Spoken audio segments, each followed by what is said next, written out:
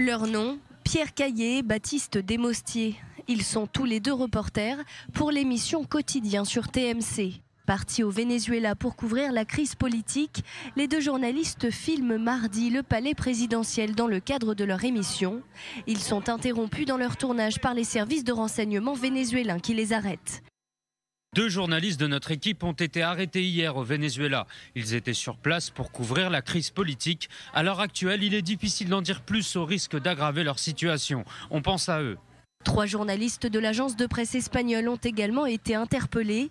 Il s'agit d'une vidéaste colombienne et un photographe colombien ainsi qu'un reporter espagnol. Eux aussi couvraient les manifestations de l'opposition à Caracas. Madrid exige leur libération immédiate.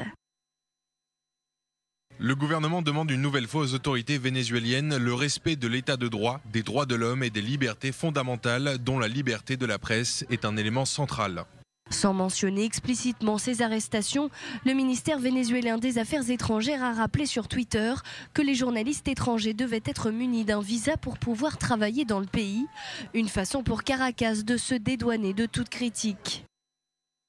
Comme dans tout autre pays du monde, les journalistes ne peuvent pas s'attribuer eux-mêmes une accréditation.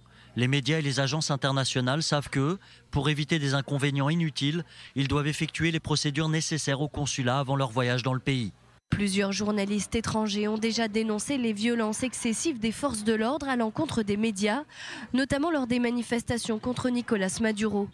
Des mouvements de protestation qui ont déjà fait plusieurs victimes, des centaines de personnes ont aussi été arrêtées.